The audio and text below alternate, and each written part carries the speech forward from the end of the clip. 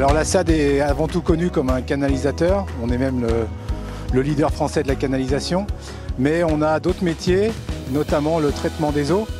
Et sur l'agence de Grenoble, par exemple, pour la station d'épuration de Saint-Genis, nous avons dimensionné et émis tous les plans d'exécution.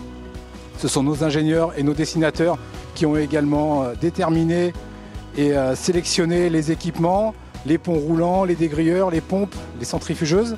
Après, ce sont nos équipes de soudeurs et tuyauteurs qui ont installé ces équipements, qu'ils ont raccordés. Puis nos équipes de canalisateurs et de petits génies civils ont posé les ouvrages préfa. Et en fin de chantier, ce sont les ingénieurs qui reprennent le relais pour la mise en service, la montée en régime, l'observation et pour pouvoir livrer à la réception une station qui ronronne à l'exploitant, qui va l'exploiter, la faire marcher sur plusieurs années. Les points forts de notre projet ont été d'adapter le projet initial du maître d'œuvre. Adapter le projet initial du maître d'œuvre pour répondre aux contraintes identifiées par la SAD, qui sont la proximité des habitations, la réhabilitation de lagunes existantes avec des boues polluées et le risque de chantier lié à un horizon porteur plus profond que la nappe.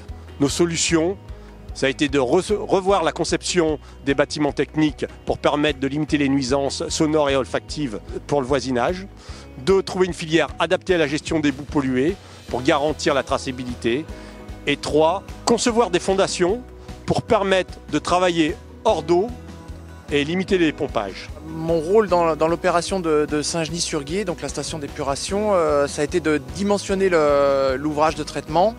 Et pour ça, donc, on est parti sur la définition des charges de pollution à traiter à l'instant T et avec une projection à l'horizon 30 à 40 ans pour permettre de dimensionner une station capable de traiter la totalité des évolutions à venir.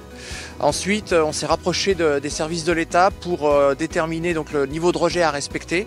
Ce qui nous a permis de définir la filière de traitement adaptée et donc de pouvoir créer l'installation dont la commune avait réellement besoin et mettre en place donc, tout ce qui était nécessaire au traitement de cette pollution. Alors le montant des travaux de construction de la nouvelle station qui incluait aussi donc, le bassin d'orage en tête de station et le curage de l'ancien lagunage, ça s'élève à plus de 4 millions d'euros hors taxes. Et si on inclut à côté de ça tous les frais d'études, la maîtrise d'œuvre, le foncier, les études géotechniques, tous les frais annexes, on arrive à 4 430 000 euros hors taxes toujours, et qui ont pu être aussi financés en partie donc, par l'agence de l'eau pour 916 000 euros, et puis aussi donc, par le département de la Savoie pour 304 000 euros.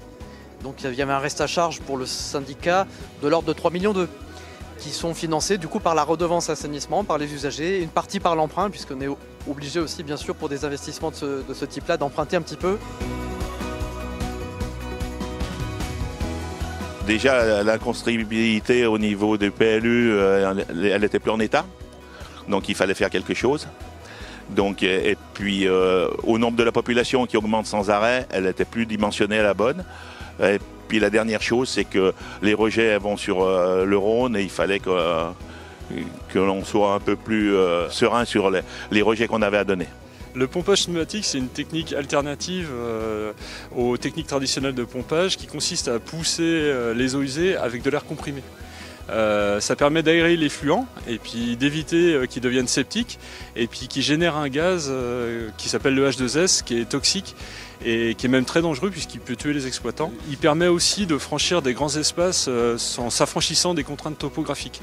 Et puis il est particulièrement adapté ici à Champagneux puisqu'on est dans la plaine alluviale du Rhône qui est toute plate. Notre rôle, c'est de réparer l'environnement partout où il a été endommagé par les activités humaines.